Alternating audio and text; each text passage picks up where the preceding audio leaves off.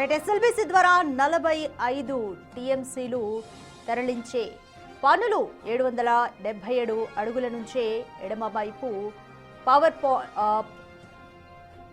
Right Amaravati నగరానికి సంబంధించి అంటే రివర్ బేస్లో నగరాన్ని నిర్మిస్తున్నారా అంటూ కూడా జగన్ చేసిన వ్యాఖ్యలకు కౌంటర్ ఇస్తున్నారు టీడీపీ నేతలు. అయితే చంద్రబాబు విషయానికి సంబంధించి జల జగడానికి సంబంధించి కూడా మౌనంగా ఉండడం వల్ల శ్రీశైలం ఎగువ భాగంలో తెలంగాణ రైట్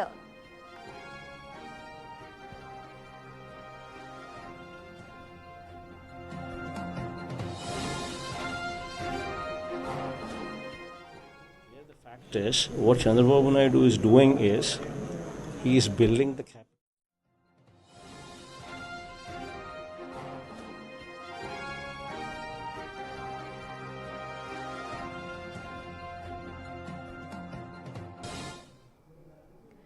రైట్ జల జగడానికి సంబంధించి కంప్లీట్ డీటెయిల్స్ మా ప్రతినిధి శివాని అడిగి తెలుసుకుందాం. రైట్ శివ.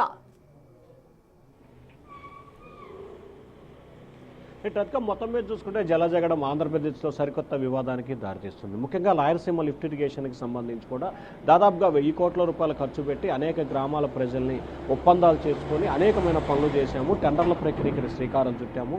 రాయలసీమ లిఫ్ట్ ఇరిగేషన్కి సంబంధించి కూడా పూర్తి స్థాయిలో అభివృద్ధి చేసేందుకు కూడా తమ ప్రభుత్వం విశేషంగా కృషి చేసిందని చెప్పి మాజీ సీఎం జగన్మోహన్ రెడ్డి మీడియా సమావేశంలో ప్రకటన జరిగింది.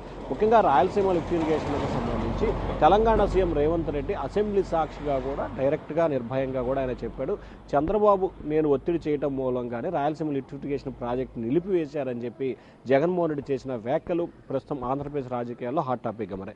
దీని కౌంటర్గా మంత్రి పయ్యావుల కేసు చాలా ధీటుగానే జవాబిచ్చిన పరిస్థితి కనిపిస్తోంది.